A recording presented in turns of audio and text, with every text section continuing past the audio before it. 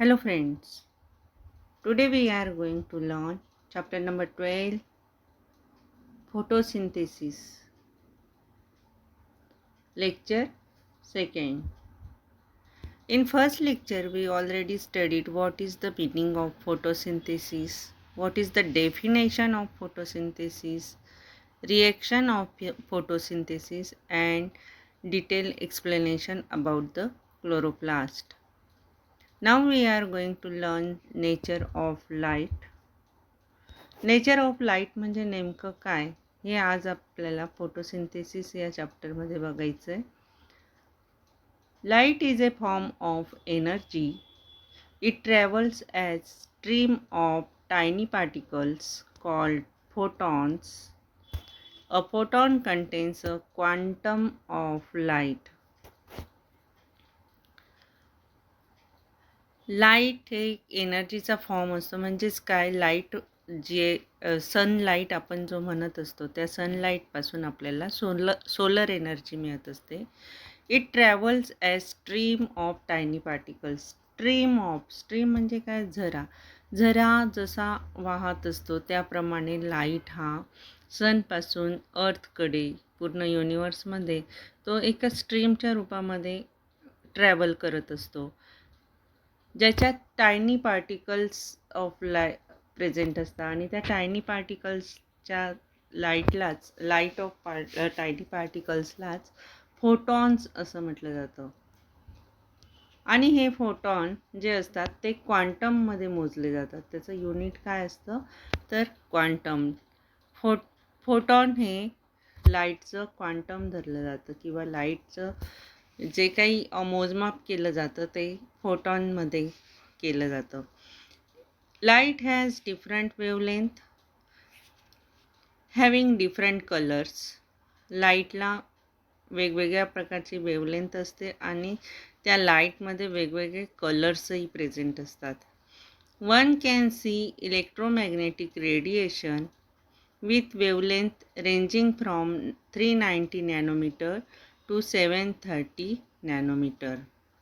आणि ही जे वेवलेंथ असतात ह्या वेवलेंथ ज्यावेळी ही वेवलेंथची रेंज ही 390 नॅनोमीटर टू 730 नॅनोमीटर या रेंजमध्ये जेव्हा तो लाईट येत असतो, या प्रकारे 390 टू 730 नॅनोमीटरच्या रेंजमध्ये जेव्हा लाईट आपण पाहत असतो त्यावेळी आपल्याला वेगवेगळे कलर्स, त्यामध्ये लाईटचे कलर्स आपल्याला पाहायला मिळतात. ते 7 कलर्स आपण त्यामध्ये पाहत असतो आणि त्यालाच आपण म्हणत असतो इंद्रधनुष्य. इंद्रधनुष्य आपण कधीतरी म्हणत असतो की आकाशात आम्हाला अचानक आता इंद्रधनुष्य दिसतोय, रेनबो दिसतोय असं आपण म्हणतो. जनरली आपल्याला पावसाळ्याच्या काळात हे दृश्य पाहायला मिळत असतं. तर हा रेनबो म्हणजेच काय तर लाईट हे वेगवेगळ्या वेवलेंथमध्ये ज्यावेळी असतं आणि 390 टू 730 नॅनोमीटरच्या वेवलेंथमध्ये जेव्हा हा लाईट आपण पाहत असतो, इलेक्ट्रोमॅग्नेटिक रेडिएशन आपल्याला त्यामध्ये पाहायला मिळत असतं आणि त्यामुळेच आपल्याला वेगवेगळे कलर्स त्यामध्ये फॉर्म झालेले दिसतात.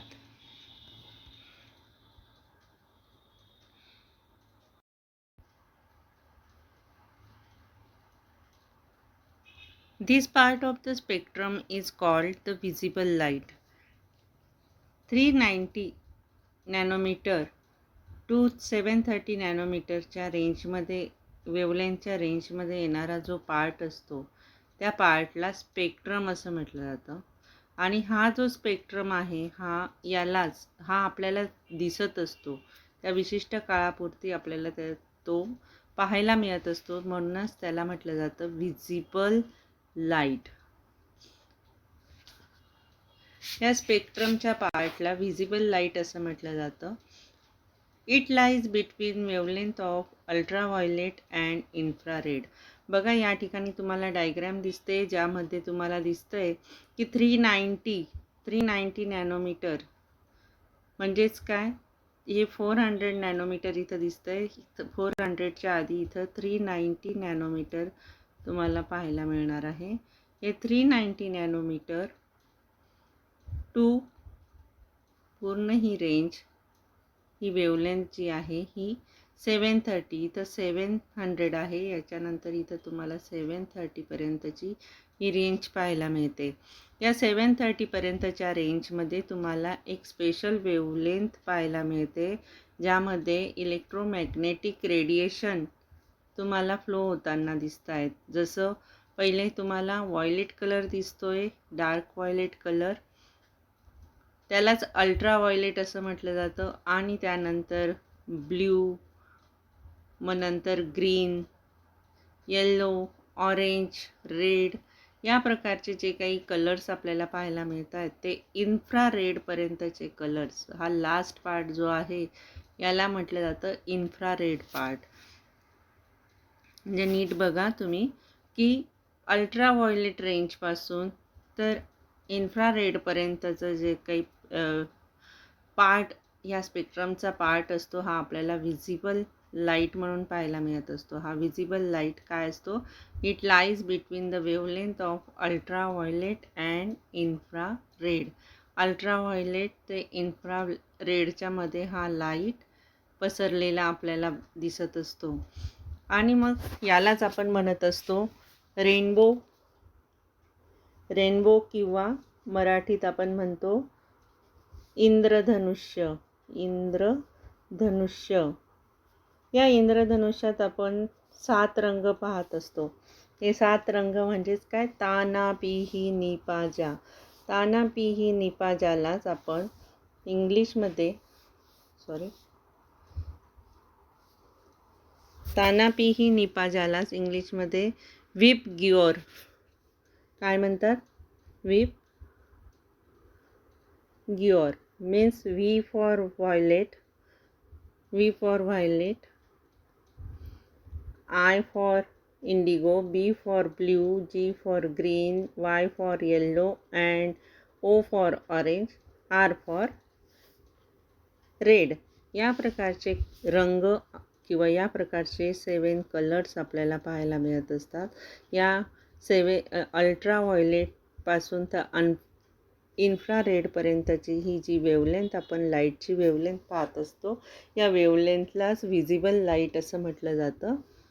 एवढं तुम्हाला लक्षात ठेवायचं आहे.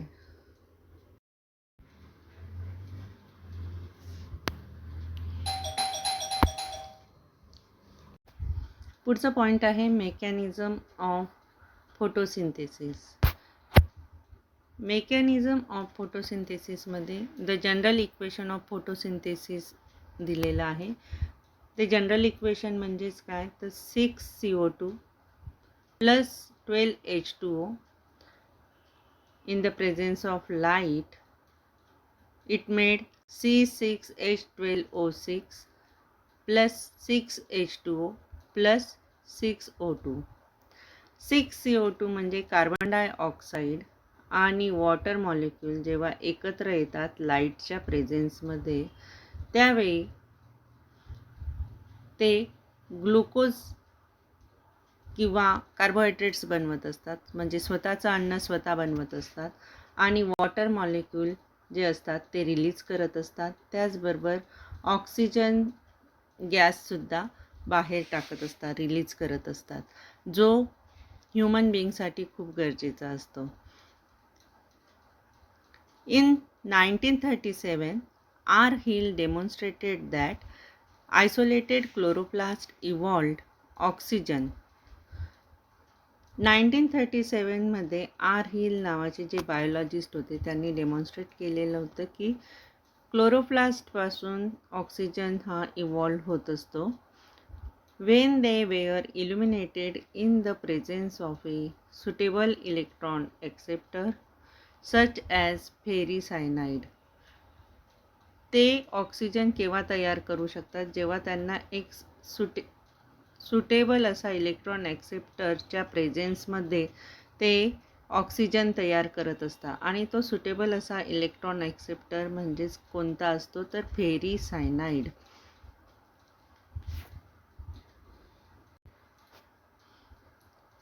इलेक्ट्रॉन ॲक्सेप्टर जो असतो त्यालाच सुटेबल इलेक्ट्रॉन ॲक्सेप्टरलाच फेरीसायनाईड म्हटलं जातं. आणि हे फेरीसायनाईड जे असतात, ferricyanide is reduce to ferrocyanide by photolysis of water.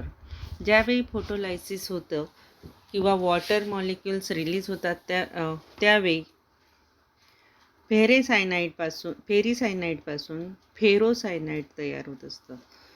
This is called Hill reaction. आणि या प्रकारच्या रिॲक्शनला हिल रिॲक्शन असं म्हटलं जातं. फेरीसायनाईडपासून is reduce to ferrocyanide by photolysis of water. This is called Hill reaction. In photosynthesis, oxygen is released from water. Or fill in the blank or MCQ. In photosynthesis, dash is released from water. Photosynthesis या प्रोसेसमध्ये कुठला gas वॉटरमधून release होत असतो, तर त्याचा answer येईल oxygen.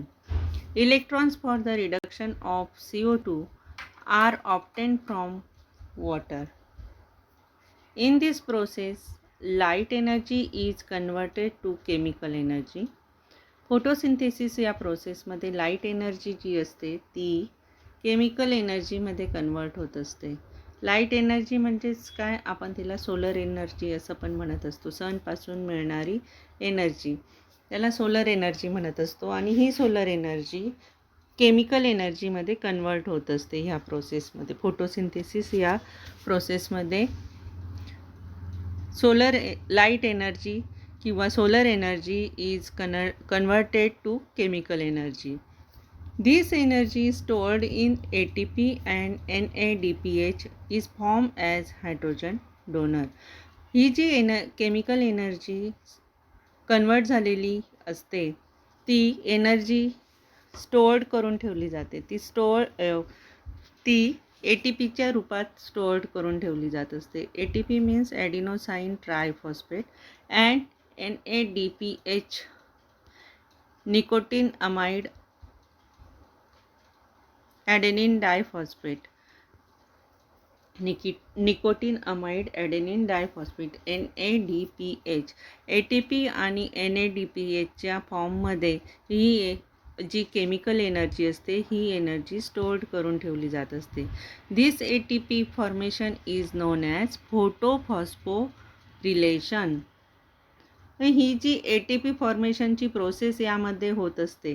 म्हणजेच काय, फोटोसिंथेसिस ही प्रोसेस ऑलरेडी चालू असते. त्यामध्ये सोलर एनर्जीपासून केमिकल एनर्जी तयार होते. केमिकल एनर्जी ही ATPच्या फॉर्ममध्ये स्टोअर्ड करून ठेवली जाते. मग हा जो ATP फॉर्मेशन प्रोसेस ही पूर्ण होत असते, ह्या ATP फॉर्मेशन प्रोसेसला म्हटलं जातं फोटोफॉस्फोरिलेशन. फोटोफॉस्फोरिलेशन हा टॉपिक आपण पुढच्या काही भागात डिटेल शिकणारच आहोत. पण त्याआधीच आपल्याला आता लक्षात आलं की ज्यावेळी फोटोसिंथेसिस ही प्रोसेस होत असते त्यावेळी लाईट एनर्जी ही केमिकल एनर्जीमध्ये कन्वर्ट होऊन त्यापासून मिळणारी जी एनर्जी किंवा जे फूड मटेरियल आपण म्हणत असतो ते एनर्जी ATPच्या आणि NADPच्या फॉर्ममध्ये स्टोअर केली जाते. आणि हे ATP फॉर्मेशनलाच फोटोफॉस्फोरिलेशन असं म्हटलं जात असतं. In modern concept the process of photosynthesis is an oxidation and reduction process in which water is oxidized and CO2 is reduced to form sugar. या मॉडर्न कन्सेप्टनुसार या फोटोसिंथेसिसच्या प्रोसेसमध्ये ऑक्सिडेशन अँड रिडक्शन ह्या दोन process होत असतात.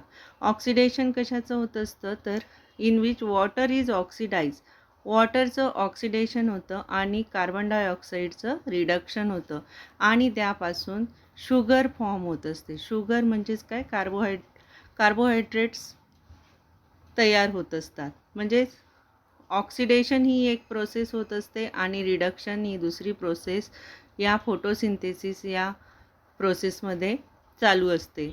वॉटरचं ऑक्सिडेशन होतं आणि carbon डायऑक्साईडचं reduction होत असतं. It consist of 2 successive series of reactions. मग या कुठल्या 2 सक्सेसिव्ह सिरीज ऑफ रिॲक्शन्स यामध्ये होत असतात? एक असतं ऑक्सिडेशन आणि दुसरं असतं रिडक्शन. ऑक्सिडेशन कशाचं होतं? तर वॉटरचं ऑक्सिडेशन होतं आणि कार्बन डायऑक्साईडचं रिडक्शन होतं आणि त्यापासून शुगर फॉर्म होत असते. असं या फोटोसिंथेसिस या प्रोसेसमध्ये आपल्याला लक्षात येत असतं. फोटोसिंथेसिस ही प्रोसेस सोपी आहे. त्याची रिॲक्शन जर लक्षात घेतली तर त्याच्यावरून हे फुल एक्सप्लेनेशन आपल्याला देता येतं. त्यामुळे त्याची रिॲक्शन चांगल्या प्रकारे लक्षात ठेवा. सोलर एनर्जी केमिकल एनर्जीमध्ये कन्वर्ट होते, त्यापासून ATP फॉर्म होतो आणि ATP फॉर्मेशन होण्याच्या पद्धतीला किंवा प्रोसेसला फोटोफॉस्फोरिलेशन असं म्हटलं जातं. ही कन्सेप्टही तुम्हाला आता लक्षात आलेली आहे. त्याचप्रमाणे फोटोसिंथेसिस यामध्ये 2 सक्सेसिव्ह रिॲक्शन्ससुद्धा होत असतात. त्यामध्ये एक असते ऑक्सिडेशन आणि दुसरी असते रिडक्शन.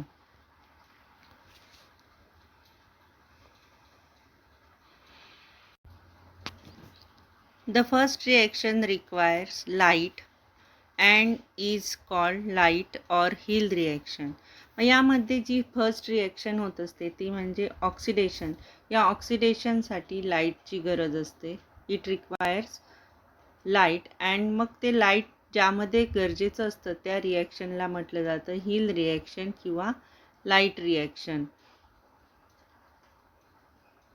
ऑक्सिडेशन ही जी फर्स्ट रिॲक्शन होत असते त्यामध्ये लाईट रिक्वायर्ड असतो आणि त्या लाईट रिक्वायर्ड असलेल्या प्रोसेसला रिॲक्शनला म्हटलं जातं लाईट ऑर हिल रिॲक्शन.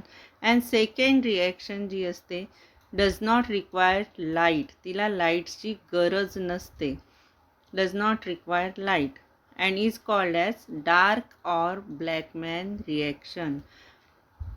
त्यामध्ये लाईटची गरज नसल्यामुळे त्याला डार्क रिॲक्शन किंवा ब्लॅकमॅन रिॲक्शन असं म्हटलं जातं.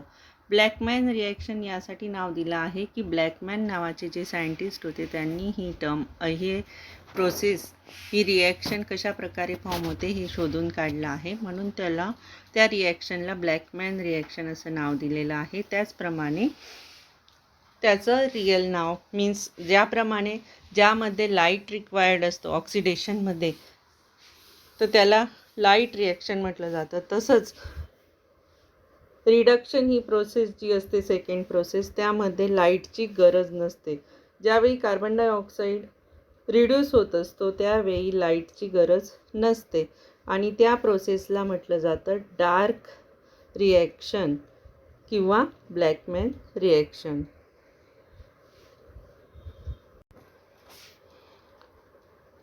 लाईट रिॲक्शन त्याच्यात ती पहिली प्रोसेस आहे लाईट रिॲक्शन, ज्यामध्ये in light reaction solar energy is trapped bye chlorophyll and stored in the form of chemical energy as ATP. ज्यामध्ये क्लोरोफिल हे सोलर एनर्जी ट्रॅप करत असतं. सोलर एनर्जी ट्रॅप केल्यानंतर त्यापासून केमिकल एनर्जी तयार होत असते आणि ती केमिकल एनर्जी ATPच्या फॉर्ममध्ये स्टोअर केली जात असते. When a photon is absorbed by chlorophyll molecule, a electron is boosted to higher energy level. या लाईट रिॲक्शनमध्ये ज्यावेळी सोलर एनर्जी ही केमिकल एनर्जीमध्ये ट्रान्सफॉर्म होत असते किंवा कन्वर्ट होत असते त्यावेळी लाईटची गरज असते. लाईटच्या प्रेझेन्समध्येच ही प्रोसेस होत असते, म्हणून त्याला लाईट रिॲक्शन म्हटलं गेलेलं आहे.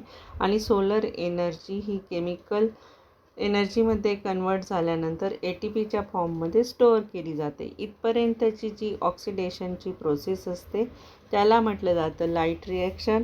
आणि त्यामध्ये जे फोटॉन्स असतात प्रेझेंट ते फोटॉन्स त्या लाईटमध्ये प्रेझेंट असलेले फोटॉन्स हे क्लोरोफिल मॉलिक्यूल ॲब्सॉर्ब करत असतात. An electron is boosted to higher energy level आणि त्याच्यातील जे इलेक्ट्रॉन्स असतात ते हायर एनर्जी लेवलकडे बूस्ट करत असतात. To boost an electron a photon must have a certain minimum quantity of energy called quantum energy. आणि मग त्यावेळी जे बूस्टिंगसाठी जी काही एनर्जी लागत असते त्या एनर्जीला कमीत कमी जी एनर्जी लागते त्या एनर्जीला म्हटलं जातं quantum energy. The light absorbing pigments are located in the thylakoid membranes. तुम्ही क्लोरोप्लास्टची डायग्रॅम पाहिलेली आहे. त्या डायग्रॅममध्ये तुम्हाला ग्रॅना, त्यानंतर थायलॅकॉइड्सचे मेम्ब्रेन या प्रकारचे लेबलिंग तुम्हाला त्यामध्ये दिसले. थायलॅकॉइड्स हे ग्रॅनममध्ये असलेले ज्या सॅक्स असतात, सिंग्युलर सॅक्स, त्या थायलॅकॉइडला कव्हर केलं गेलेलं असतं, which are bounded by membrane, आणि त्या मेम्ब्रेनलाच म्हटलं जातं थायलॅकॉइड मेम्ब्रेन्स. आणि या थायलॅकॉइड मेम्ब्रेन्समध्ये हे लाईट ॲब्सॉर्बिंग पिगमेंट्स लोकेटेड असतात, म्हणजे राहत असतात. The light absorbing pigments are located in the thylakoid membranes. They are arranged in cluster of chlorophyll and accessory pigments along with special types of chlorophyll molecules P680 and P700. P680 आणि P700 यामध्ये 680 700 हे wavelength दिलेले आहेत आणि क्लोरोफिलचे types यामध्ये त्यांनी सांगितलेले आहेत की P680 आणि P700 हे क्लोरोफिल मॉलिक्यूलचे टाईप्स आहेत. हे स्पेशल टाईप्स जे आहेत क्लोरोफिलचे हे क्लोरोफिल क्लस्टरमध्ये प्रेझेंट असतात. They are arranged in cluster of chlorophyll and accessory pigments along with special types of chlorophyll molecules. Chlorophyll मॉलिक्यूलमध्ये P680 अँड P700 हे जे काही लाईट ॲब्सॉर्बिंग पिगमेंट्स असतात, हे स्पेशल टाईप्सचे पिगमेंट्स क्लोरोफिल मॉलिक्यूल्समध्ये लोकेटेड असतात.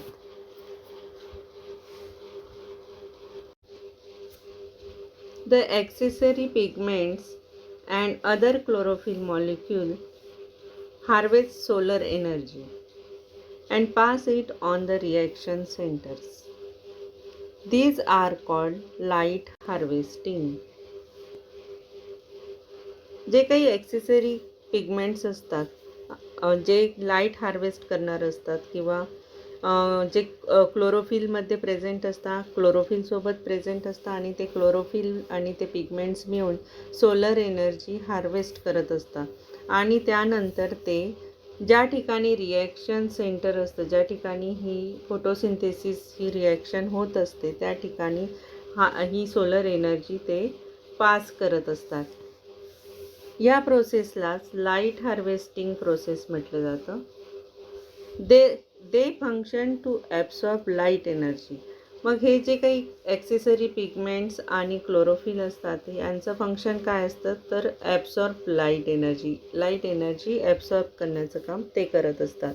Which they transmit a very high rate to the reaction centre where the photochemical act occurs. आणि नुसतं ॲब्सॉर्ब करून चालत नाही, तर ते त्या हाय रेट रिॲक्शन ज्या ठिकाणी चाललेलं असतं त्या रिॲक्शन सेंटरला ती लाईट एनर्जी ते पास करत असतं. आणि त्या लाईट एनर्जी पास केल्यानंतर तिथं फोटोकेमिकल ॲक्ट म्हणजे फोटोकेमिकल रिॲक्शन तयार होते आणि त्याच्यापासून ही जी लाईट एनर्जी असते ही लाईट एनर्जी किंवा सोलर एनर्जी ही केमिकल एनर्जीमध्ये कन्वर्ट होत असते आणि ती ATPच्या फॉर्ममध्ये स्टोअर करून ठेवली जाते. ही फोटोसिंथेसिसची रिॲक्शन प्रोसेस आपण पुढे चांगल्या प्रकारे बघितलेलीच आहे. याचाच अर्थ काय, या सगळ्या ॲक्टमध्ये फोटोकेमिकल ॲक्ट घडून येत असतं आणि यामध्ये सगळ्यात महत्त्वाचं काम हे जे ॲक्सेसरी पिगमेंट्स आणि क्लोरोफिल असतात ते मिळून लाईट ॲब्सॉर्ब करण्याचं काम करतात. लाईट ॲब्सॉर्ब करून ते ज्या ठिकाणी ही रिॲक्शन फोटोसिंथेसिस रिॲक्शन होत असते त्या ठिकाणी ती लाईट एनर्जी ते पास करत असतात. ती लाईट एनर्जी पास केल्यानंतर तिथं फोटोकेमिकल रिॲक्शन घडून येते आणि फोटोकेमिकल रिॲक्शन झाल्यामुळे light energy converted into chemical energy या प्रकारची प्रोसेस त्यामध्ये होत असते. अशा प्रकारे आपण मेकॅनिझम ऑफ फोटोसिंथेसिसमध्ये लाईट रिॲक्शन म्हणजे काय, डार्क रिॲक्शन म्हणजे काय, हील रिॲक्शन काय असते, या प्रकारच्या सगळ्या रिॲक्शन्स, फोटोसिंथेसिस कशा प्रकारे होतं, हे सगळं अभ्यासलं. आता आपण पुढे फोटोसिस्टीम 1 and 2 पुढच्या लेक्चरमध्ये बघणार आहोत. We will study about the photosystem 1 and 2 in the next lecture. Thank you.